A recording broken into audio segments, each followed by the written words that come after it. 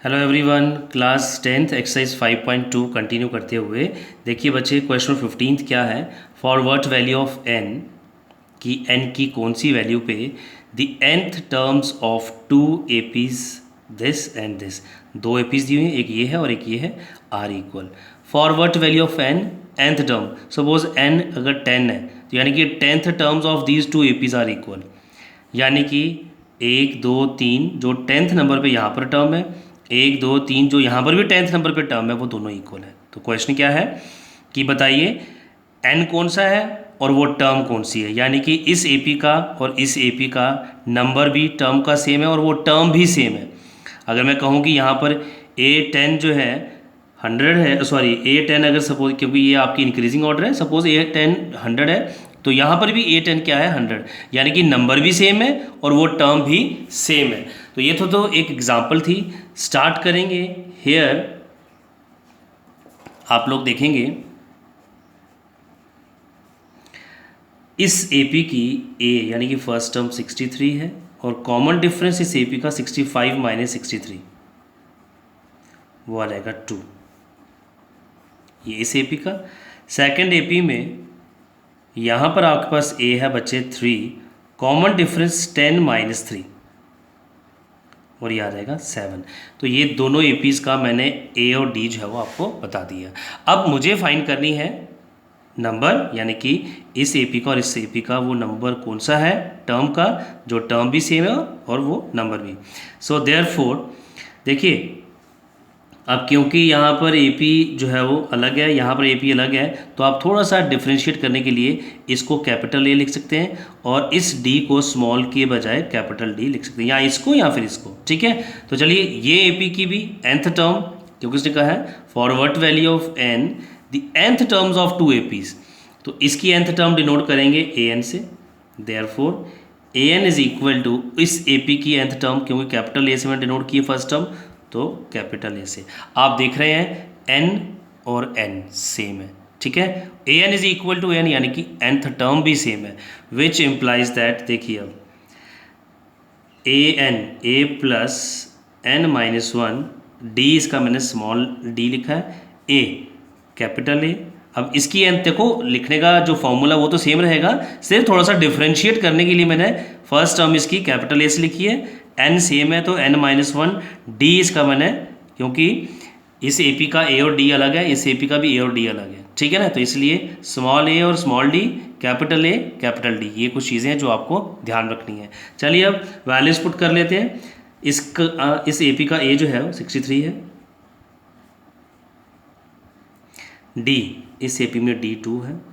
बच्चे अब second AP में आ जाइए, यहाँ पर ए जो है वो 3 है, n माइनस 1 डी, इसमें d जो है वो 7 है, ठीक है। आई होप कि ये क्लियर हो गया होगा आपको।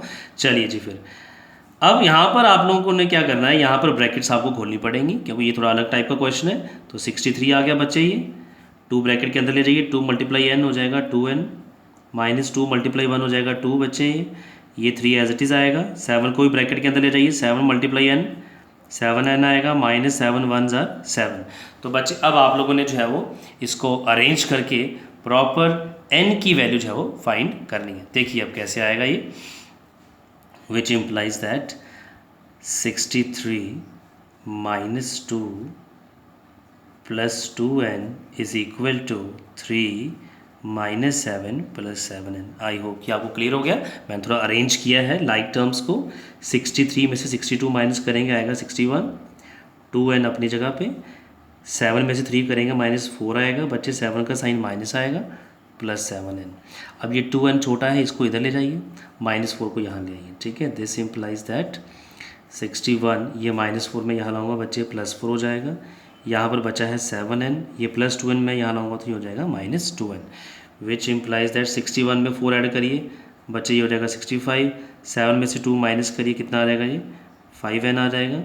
दिस इम्प्लाइज दैट 65 इस 5 के साथ डिवाइड करिए, ये 5 यहाँ के डिवाइड करेगा, तो ये बच्चे आ जाएगा आपके पास 5 1 ज़र 5, 5 1 ज़र 5 एंड 5, यानी कि 13 5 ज़र 65। तो क्लियरली n कितना आ गया आपके पास 13, यानी कि जो 13th नंबर पे जो टर्म है दोनों एपीज़ की बच्चे वो क्या है, सेम है। तो ये था आपका क्वेश्चन नंबर जो अभी आपने ख़त्म किया, क्वेश्चन नंबर 15 स्टार्ट करेंगे। क्वेश्चन नंबर 16 आई होप कि ये क्लियर हो गया होगा आपको। उसने हमें क्वेश्चन में पूछा था कि किस नंबर वाले टर्म जो है वो दोनों एपीज़ की सेम है, तो वो हमने नंबर जो है वो इसका फाइंड कर दिया है, दैट इज़ 13th। ठीक है, तो 13th नंबर पे जो टर्म है दोनों एपीज़ की वो बच्चे सेम है। ठीक है, चलिए कंटिन्यू करते हुए क्वेश्चन नंबर 16। ये भी एक अच्छा क्वेश्चन है और काफ़ी ईजी क्वेश्चन है, आप लोग बाय द टाइम आप लोगों को रियलाइज़ होगा। देखिए, determine the AP whose third term is 16, जिसकी थर्ड टर्म 16 है, तो थर्ड टर्म A3 से डिनोट करेंगे 16, एंड सेवेंथ टर्म, ये आप लोगों ने पिछला एक्सपीरियंस अपना गेन करना है वहाँ से, ये थोड़ा अलग है। Seventh term exceeds the fifth term by 12, यानी कि सेवन्थ टर्म बड़ी है। ये देखिए सेवन्थ टर्म हम ऐसे लिखते हैं, पिछले वीडियोस को अच्छे से देखिए एक बार दोबारा से, उसमें भी ये मैंने क्वेश्चंस किया हुआ है। ठीक है ना, क्योंकि जो क्वेश्चन नंबर 10th है वहाँ से आप लोग ये टाइप के क्वेश्चन करते आ रहे हैं। Question number 10th, seventh term A7 exceeds the fifth term. मैं बच्चे यहाँ पर एक बार लिख रहा हूँ, आप लोग पहले ध्यान से देखेंगे, मैंने बीच में इक्वालिटी का साइन डालना है। तो सेवन्थ टर्म एक्सीड कर रहा है, यानी कि सेवन्थ टर्म बड़ी है, किससे बड़ी है? फिफ्थ टर्म से बड़ी है। कितनी ज़्यादा है? 12। Seventh term exceeds the fifth term by 12, तो मैंने तो इक्वालिटी का साइन डाल दिया है। सेवन्थ टर्म बड़ी है, फिफ्थ टर्म से कितनी ज़्यादा है? 12। अब मैंने 12 फिफ्थ टर्म, यानी कि एक तरह से कि ये सेवन्थ रोल नंबर है, इसके पास 100 रुपीज़ है, फिफ्थ रोल नंबर के पास 12 रुपये कम थे, तो मैंने उसको 12 रुपये और दे दिया, अब दोनों के पास 100 रुपीज़ हो गए। जस्ट लाइक दैट, एग्जाम्पल लिए। तो सेवन्थ टर्म के पास ज़्यादा अमाउंट था, फिफ्थ टर्म से कितना ज़्यादा अमाउंट था? 12, तो मैंने 12 उसको और दे दिया। तो जस्ट लाइक एग्जाम्पल लिए। अब बस आप लोगों ने क्या करना है, इनको सॉल्व करना है। ठीक है, यहाँ से A3 है हमारे पास, A3 क्या हो लिखते हैं हम लोग? 3 - 1 A + 2D 16 आ जाएगा, एंड इसको सॉल्व करिए। ठीक है, A7 बच्चे कैसे लिखते हैं हम लोग? A + 7 - 1 6D is equal to A5 कैसे लिखते हैं हम लोग? 5 - 1 4D + 12। आई होप कि ये क्लियर हो गया आपको। ठीक है, आप लोग देख सकते हैं A7 जो है A + 6D होता है, A5 होता है A + 4D, 12 अपनी जगह पे है, तो A और A 0 हो गया। हमारे पास बचे रह गए हैं 6D is equal to 4D + 12। 4D transpose करिए, माइनस हो जाएगा, यहाँ 12 रह जाएगा। This implies that 6D - 4D हो जाएगा 2D which is equal to 12। This implies that D बच्चे आ जाएगा आपके पास 12 अपॉन ये 2 6 are 12। दिस इम्प्लाइज दैट, तो D बच्चे आ गया हमारे पास 6। D6 आ चुका है। अब आपको क्या चाहिए? A। ठीक है, क्योंकि हमें फाइंड क्या करना है? Determine the AP। तो AP के लिए मुझे फर्स्ट टर्म भी चाहिए और कॉमन डिफरेंस भी चाहिए। कॉमन डिफरेंस आ चुका है, यहाँ से मुझे फर्स्ट टर्म मिलने वाली है, तो इसमें D की वैल्यू पुट कर देनी है आपने। तो A + 2 × D बच्चे आ गया 6। ध्यान से देखिए ना, फर्स्ट इक्वेशन आपकी जो A3 16 थी उसको मैंने लिखा A + 2D 16, D आ गया 6, इसको सॉल्व करने से तो D की वैल्यू 2 × 6 कर दिया इज इक्वल टू 16। ठीक है, तो ये आ गया A + 6 × 2 कितना होता है? 12 विच इज़ इक्वल टू 16। अब इस 12 को ट्रांसपोज करिए, 16 - 12 हो गया, तो 60 में से 12 माइनस किया तो A बच्चे आपके पास आ गया 4। ठीक है बेटा, A भी आ गया, D भी आ गया, हमें क्या फाइंड करनी है? Therefore AP। तो AP के लिए हम क्या करेंगे? फर्स्ट टर्म 4 आ गई, सेकेंड टर्म A + D यानी कि 4 + 6। ठीक है, और उसके बाद आपके पास आ जाएगा A + 2D। ठीक है, तो 2 × D कितना है? 6। इस तरह से आप लोगों ने जो है वो AP बनेगी। ठीक है ना, तो ये आ गया आपके पास पहली टर्म 4। A हमारे पास कितनी है? 4 + 6। A आ गया 4, 2 × 6 कितना हो जाएगा बच्चे? 12 एंड सो ऑन। तो ये हमारे पास जो AP बन गई है 4, 6 + 4 10 और 12 + 4 16 एंड सो ऑन। तो एक आसान तरीका इसका क्या है? पहले 4 लिख लीजिए, फिर 4 में 6 ऐड कर दीजिए 10, फिर 10 में 6 ऐड करिए 16, 16 में 6 ऐड करिए 22 एंड सिमिलरली सो ऑन। ठीक है, तो बेस्ट वे है आपका ये और आसानी से टाइम भी बचेगा। ठीक है, तो ये एक तरीका था आपका बेटा क्वेश्चन नंबर 16 फाइंड करने का। अब इसके साथ ही जो हम लोग कंटिन्यू करते जाएंगे एक्सरसाइज 5.2 का, तो बच्चे ये है आपका क्वेश्चन नंबर 15th एंड 16। अब हम स्टार्ट करेंगे इसके अगले जो क्वेश्चंस हैं, दैट इज़ 17th। तो देखिए बच्चे 17th क्वेश्चन क्या है। तो तो 17th क्वेश्चन के लिए आप लोगों को देखिए एक बार पहले क्वेश्चन पढ़ना पड़ेगा। Question is find the 20th term. थोड़ा क्वेश्चन अलग है, ये एग्जामिनेशन पॉइंट ऑफ व्यू से इंपॉर्टेंट है, वो भी आप लोग ध्यान में रखिएगा। Find the 20th term from the last term, ये चेंज है इसमें, last term of the AP, ठीक है ना। तो एपी आपको ये दी हुई है, मैं यहाँ पर पहले लिख लेता हूँ। क्वेश्चन नंबर 17 बेटा ध्यान से सुनिएगा। एपी है 3, 8, 13, और लास्ट टर्म दी हुई है आपको 253। आपको जो टर्म फाइंड करनी है, देखिए जो एपी में आप लोग करते हैं वो स्टार्टिंग से होता है, जो जनरल क्वेश्चन है find the 20th term of the AP, but यहाँ से ये चीज़ बीच में ऐड कर दी है, last term of the AP, यानी कि आपको यहाँ से बताना है, इधर से नहीं बताना है कि ये 1, 2, 3 तो 20th नंबर पे क्या है, नो, आपको इधर से शुरू करना है। तो यानी कि अब आपको 1 यहाँ से गिनना है, 1, 2, 3 यहाँ से, फ्रॉम दी लास्ट, यानी कि उल्टा आपको जो है वो एपी को देखना है यहाँ से। चलिए सबसे पहले तो यहाँ पर देखिए, एक इसी एपी को मैं दोबारा से आपको लिखवाऊँगा। अगर आप लोग यहाँ देखेंगे डी कॉमन डिफरेंस कितना आ रहा है, 8 - 3 5 आ रहा है, 3 + 5 8, 8 + 5 13 एंड सो ऑन। अगर ये लास्ट टर्म 253 है, अगर आपको मैं पूछूं एक टर्म इससे पहले वाली क्या होगी, तो आप लोग मुझे बता सकते हैं, 5 माइनस करके बता दीजिए, ठीक है ना। तो ये आ जाएगा 248, ठीक है। देखिए 3 + 5 कर रहा हूँ तो 8 आ रहा है, 8 + 5 कर रहा हूँ तो 13 आ रहा है। ऐसे ही इसमें 5 ऐड करिए, 8 + 5 13, 4 + 1 5, 253। अब ये मैंने आपको ऐसा क्यों कराया है, एक सबसे ईजीएस्ट वे है आपका इस क्वेश्चन को फाइंड करने के लिए, ध्यान सुनते जाइए, ठीक है ना। तो आप लोगों ने एक टर्म इससे पहले वाली ढूंढ लेनी है, इसकी भी ज़रूरत नहीं पड़ेगी, जब ये क्वेश्चन खत्म हो जाएगा आपको मैं वो भी बताऊंगा। बट अभी क्योंकि आप लोग स्टार्ट कर रहे हैं, थोड़ा सा आप लोगों को ध्यान से फोकस्ड होकर देखना है। मैंने कुछ नहीं किया है, इसी एपी को दोबारा से लिखा है और वैसी की वैसी लिखी है, ठीक है। 3, 8, 13, 253, बस एक टर्म इससे पहले वाली ली है, ठीक है ना। और इसमें देखिए +5 +5 +5 करके आ रहा है, तो 248 में +5 करिए 253, इट मीन्स कि आपने सेकंड लास्ट टर्म ठीक लिखी है। अब इस एपी को मैं ऑर्डर चेंज कर रहा हूँ इसका, ठीक है ना। देखिए अब जो क्वेश्चन के अकॉर्डिंगली है वो एपी मैं 253 से स्टार्ट कर रहा हूँ, 253, 248 एंड सो ऑन। लास्ट में आप लोग लिख दीजिए फर्स्ट टर्म लास्ट टर्म बन गई अब 3, उसकी भी ज़रूरत नहीं है, ठीक है ना, क्योंकि आपको टर्म जो पूछी है उसने यहाँ से पूछी है। तो यहाँ पर अब फर्स्ट टर्म आपकी क्या होगी बच्चे, ये ध्यान देना अब आपने, हेयर ए इज़ 253, ये यानी कि उसने कहा फ्रॉम द लास्ट टर्म, ये आपकी फर्स्ट टर्म होगी, वो मैंने लिख दिया ए 253। चलिए कॉमन डिफरेंस डी भी ढूंढना है अब आपको, 248 - 253। देखो बेटा माइनस करके तो 5 ही आएगा, ये तो क्लियर है, बट अब माइनस साइन जो है वो लगा है 253 के साथ, यानी कि डी आपका इस केस में क्या हो जाएगा, नेगेटिव, ये चीज़ आप, तो डी आ गया -5, ए आ गया 253।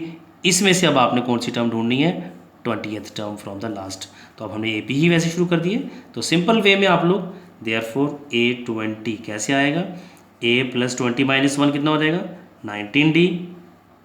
बच्चे ये देखिए a, तो a यहाँ पर मैंने ले लिया 253 + 19 मल्टीप्लाई d, इस केस में -5, which is equal to 253 minus into plus minus, 5 9s are 45, 5 1s are 5 + 4 9 हो गया।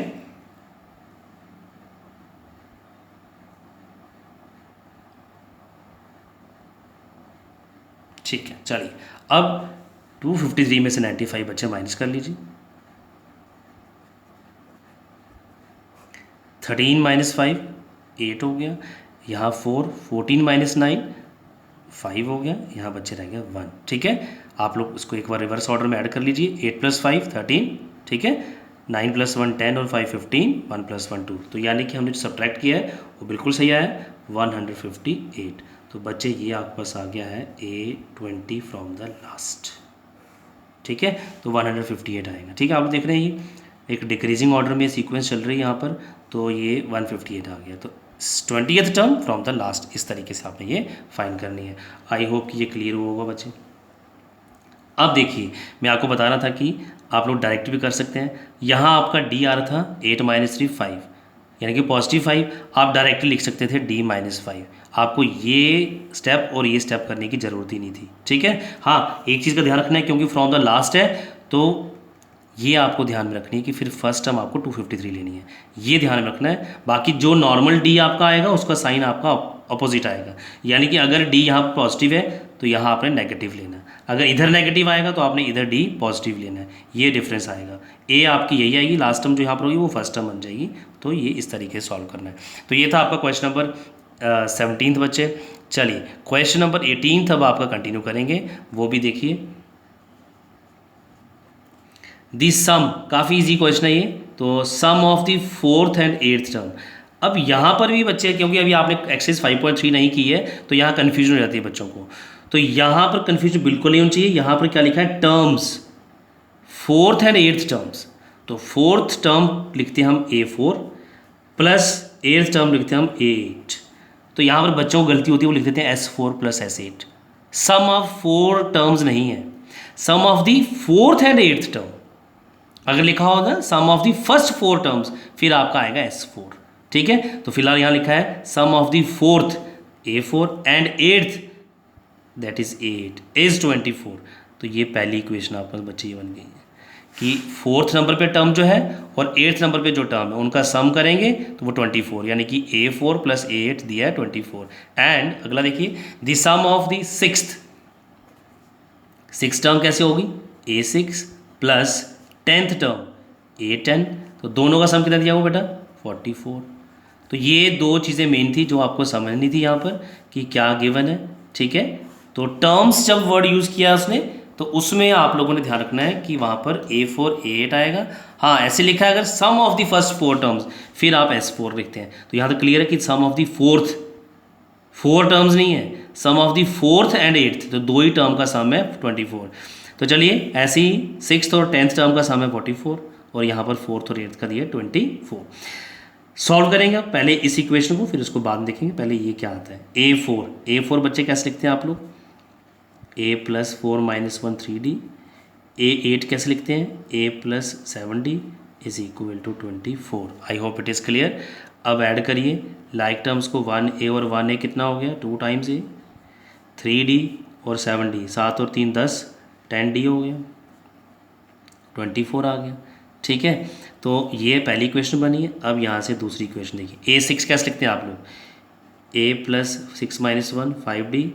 A10 कैसे लिखते हो, A प्लस 10 माइनस 1 9D और ये दिया हुआ 44। आई होप कि ये क्लियर हो रहा होगा आपको। दे सिंपलाई कितने A हो गए बच्चे यहाँ पर भी, 2 टाइम्स A, ये 5D और ये 9, 9 और 5 कितने हो गए, 9 plus 5 14, 14D is equal to 44। चलिए जी, अब एक इक्वेशन आपके पास बनी है, 2A plus 10D is equal 24, 2A plus 14D is equal to 44। अब यहाँ पर आप लोग थोड़ा सा अगर आसान करना है तो वो भी कर सकते हैं कि यहाँ पर 2 से डिवाइड कर दीजिए, इसको भी 2 से डिवाइड कर दिया, आसान हो जाएगा। अगर मैं डायरेक्टली भी कर दूँ कोई इशू नहीं है, दोनों को सब्ट्रैक्ट कर दीजिए, इसको नंबर दे दीजिए 1, इसको नंबर दे दीजिए 2, सब्ट्रैक्ट दिस फर्स्ट और second, you can say subtract 1 from second equation क्या है हमारे पास, 2A प्लस 14D। क्योंकि यहाँ पर मैंने इसलिए नहीं किया, देखो ये भी 2A है और ये भी 2 टाइम्स A है, तो दोनों जो है वो न्यूमेरिकल कोएफिशिएंट सेम है, आप सब्ट्रैक्ट कर सकते हैं। और अगर डायरेक्टली भी आप लोग कर लेंगे, 2A plus 10D is equal to 24, ये फर्स्ट इक्वेशन लिखी। डायरेक्टली मैं क्या बोल रहा हूँ कि 2 से डिवाइड कर रहे हैं, छोटे छोटे नंबर्स हैं, A plus 5D is equal to 12, ठीक है। ऐसे ही A plus 7D is equal to 22, तो आप लोग कर सकते हैं माइनस माइनस और ये माइनस, 2 माइनस 2 0 हो गया। 14 में से 10 माइनस करेंगे तो ये क्या रहेगा 4, साथ में D, 14 का साइन बच्चे पॉजिटिव रहेगा, is equal to 4 minus 4 0, 4 minus 2 2, क्योंकि 24 का माइनस और 44 का साइन प्लस है तो माइनस करेंगे यहाँ पर भी। तो बच्चे बड़े ही आसानी से D यहाँ पर आ रहा है आपका 20, ये 4 करेगा डिवाइड, 4 5 आर 20, तो बच्चे D आपके पास आ चुका है 5।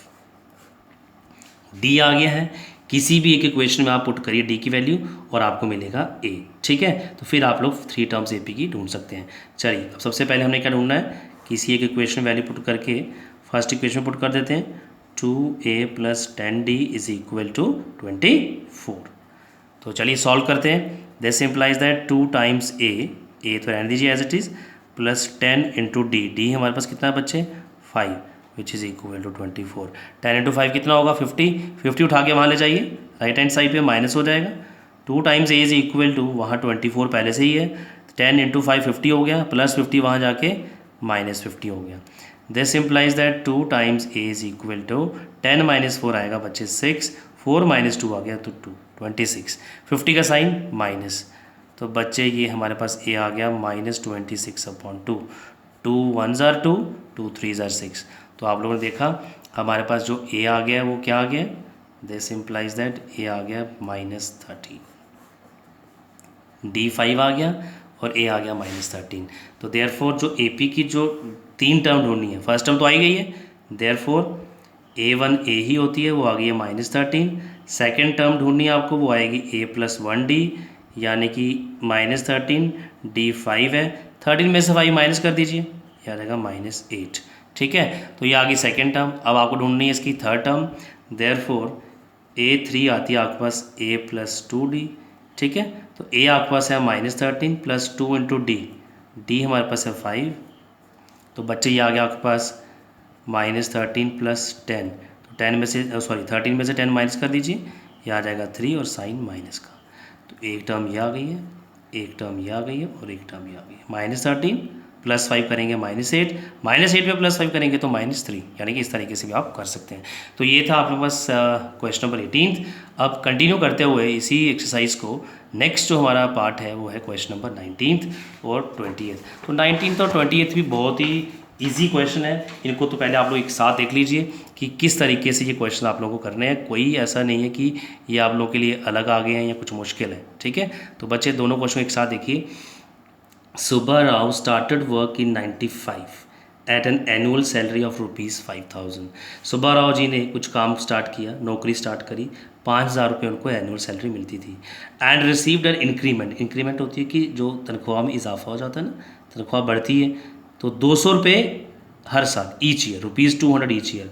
यानी कि अगर मैं क्वेश्चन नंबर 19 को AP की फॉर्म में बनाऊँ तो वो कैसे आएगा, 5000 से उन्होंने शुरुआत करी, पहले साल 5000 मिला, अगले साल 200 रुपये बढ़ जाएंगे तो 5200, उसके बाद अगले साल 200 रुपये और बढ़ेंगे तो ये आ जाएगा 5200 प्लस 200 कितना हो जाएगा 400।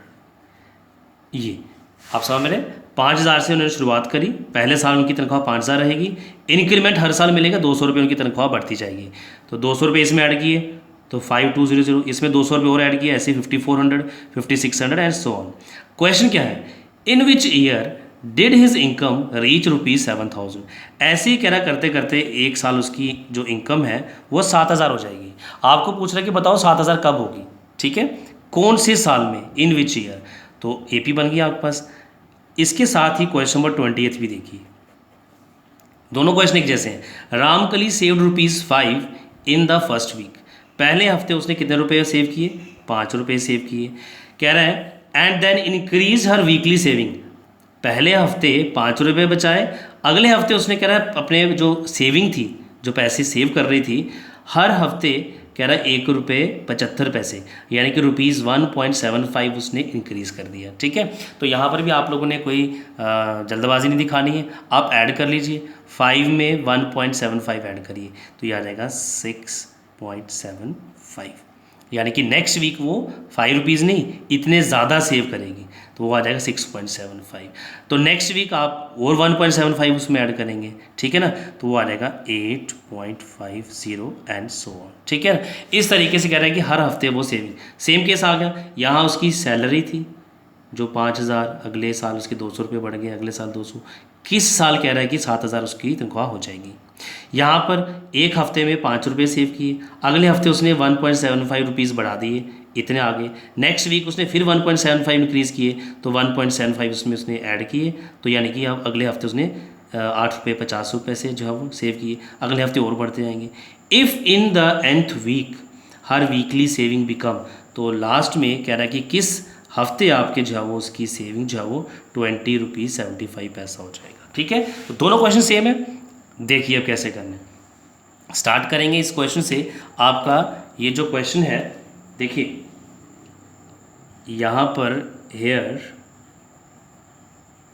यहाँ ए जो है वो 5000 है, डी यहाँ पर जो है वो 200 है, सॉरी ठीक है, और nth टर्म हमारे पास क्या दी हुई है 7000। यहाँ अगर आप लोग देखेंगे, मैं दोनों क्वेश्चन आपको एक साथ करा रहा हूँ। यहाँ पर एज है वो 5 रुपीज़ है, ठीक है। कॉमन डिफरेंस डी, उसकी वीकली सेविंग जो उसने बढ़ानी है वो है 1.75, and nth term nth week में उसकी सेविंग कितनी है ₹20.75 पैसा, ठीक है। तो दोनों को सॉल्व हम अलग अलग से करेंगे, बट आपको मैं जस्ट एक बता रहा हूँ कि क्वेश्चन चेंज अलग अलग नहीं है, ठीक है ना। थोड़ा सा सिचुएशन अलग अलग है, बट क्वेश्चन तरीका जो सॉल्व करने का वो बिल्कुल सेम है। तो स्टार्ट करेंगे यहाँ पर। तो मैंने यहाँ पर एन डायरेक्टली क्यों लिख लिया कि लेट अस सपोज कि nth ईयर में उसकी जो इनकम है वो ₹7000 होगी, ऑब्वियस है वही लेट करेंगे, ठीक है। देयरफॉर तो सॉल्व करते हुए an is equal to 7000, this implies that a plus n-1d is equal to 7000। यहाँ a फर्स्ट जो है वो 5000 है, प्लस n ही तो हमें ढूंढना है, d हमारे पास 200 का डिफरेंस है 7000। बच्चे 5000 ट्रांसपोज करेंगे, ये माइनस हो जाएगा, हमारे पास बचेगा n-1 और 200। यहाँ पर 7000 में से माइनस कर लेंगे 5000 तो वो आ जाएगा 2000, ठीक है। दिस इम्प्लाइज दैट n-1, तो ये 200 यहाँ आ जाएगा, डिवाइड करेगा इसको। काफ़ी सारे क्वेश्चन करनी इस एक्सरसाइज में, मुझे लगता नहीं है आपको यहाँ पर कोई प्रॉब्लम लास्ट में आनी चाहिए। तो 10 आ गया, ठीक है। तो बच्चे ये आप लोग देख सकते हैं, दिस इम्प्लाइज दैट n-1 आ गया 10, तो n आ जाएगा आपके पास 10 + 1 विच इज़ इक्वल टू 11। आप ऐसा कह सकते हैं, अब n की वैल्यू क्योंकि 11 आ चुकी है, कि 11th ईयर में उसकी जो इनकम है वो बन जाएगी ₹7000। अब अगर आप 95 से शुरुआत करेंगे, ठीक है ना, तो आप लोग देखिए उसकी जो इनकम होगी वो यहाँ पर जो शुरुआत हुई है वो यहाँ पर 1995 से स्टार्ट हुई है, यह आ जाएगा 1996, यह आ जाएगा 1997 एंड सिमिलरली सो ऑन। यहाँ तक आपने देखना है कि कौन सा ईयर आता है, ठीक है ना। तो यानी कि यहाँ आप लोग जो गलती करते हैं वो गलती ये करते हैं कि 95 को काउंट नहीं करते हैं, यहाँ से 95 से शुरुआत होगी। तो 11th ईयर में जो उसकी इनकम है, 11th ईयर में जो उसकी इनकम होगी वो कितनी बन जाएगी ₹7000। तो ये आपका आ गया क्वेश्चन नंबर 19। तो बच्चे अब आप कंटिन्यू करेंगे क्वेश्चन नंबर जो है इसका 20th। चलिए 20th में कोई दिक्कत नहीं आपको आनी चाहिए, सॉल्व करेंगे इसको। देयरफॉर यहाँ पर भी आपका जो an है 20.75 ये गिवन है, ठीक है। an आपके पास क्या आ जाएगा, an आएगा आपके पास, this implies that a plus n-1d is equal to 20.75, ठीक है। a बच्चे यहाँ पर जो वैल्यू है वो पुट करेंगे, 5 है, प्लस n हमें ढूंढना है, d हमारे पास पता है 1.75 है इस केस में, this is equal to 20.75 which implies that इस 5 को ही सबसे पहले ट्रांसपोज करेंगे, n-1 1.75 is equal to 20.75 minus आ जाएगा बच्चे ये 5, ठीक है। तो माइनस कर लीजिए इसको, 20 में से 5 माइनस कर, क्योंकि डेसिमल पार्ट इधर तो है, इधर डेसिमल पार्ट है ही नहीं है, तो 20 में से 5 माइनस करेंगे डायरेक्टली तो 15 आ जाएगा, 15.75 आ जाएगा, ठीक है ना। दिस इम्प्लाइज दैट n-1 1.75 यहाँ है, ठीक है। तो ये बच्चे लोग, आप लोगों का जो है वो 1.75 यहाँ आ गया डिनोमिनेटर में, ठीक है। अब आप लोगों ने क्या करना है, यहाँ पर डेसिमल सबसे पहले जो है पार्ट है वो हटाना है, ठीक है। आई होप कि आप लोगों को समझ में आ रहा होगा ये। तो 1575, देखिए इसका जो वो डेसिमल पार्ट के बाद 2 डिजिट्स हैं डेसिमल के, तो वो 100 आ जाएगा, यहाँ 175 आ जाएगा यहाँ पर। इसके डेसिमल पार्ट की यानी कि 2 डेसिमल डिजिट्स हैं डेसिमल के बाद, तो ये भी आप लोगों ने क्या करना है, ये 100 यहाँ पर ऐसे ऊपर आ जाएगा, ठीक है। तो ये 100 आपका 100 के साथ ख़त्म हो जाएगा।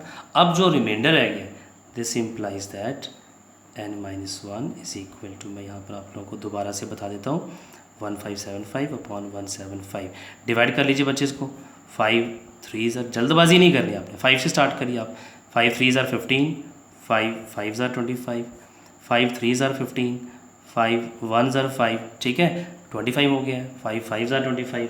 अभी भी अगर आपको लगता है कि आप इसमें जो है वो नहीं कर पा रहे हैं, तो आप लोग नेक्स्ट फिर से 5 से करिए, ठीक है। 5 7 35, 5 6 30 एंड 5 3 15। तो बच्चे अब तो डायरेक्टली आपका आ जाएगा 7 1 ज़र 7, 7 9 ज़र 63। नहीं तो आप 35 डायरेक्टली 9 से भी कर सकते हैं, ठीक है। तो बच्चे आपके पास जो बचा है n-1 इज इक्वल टू 9। तो यहाँ पर अब आप लोग आगे कंटिन्यू करिए। This implies that n-1 is equal to 9 means n is equal to 9 + 1 और यह आ जाएगा 10। तो आप लोग अब इन शॉर्ट आप कह सकते हैं कि जो n की वैल्यू आई है 10, वो हमें इंडिकेट कर रही है कि 10th वीक में, जो 10th वीक होगा उसमें जो है वो इसकी जो वीकली सेविंग है वो 20 रुपीज़ 75 जो है वो बन जाएगी, ठीक है।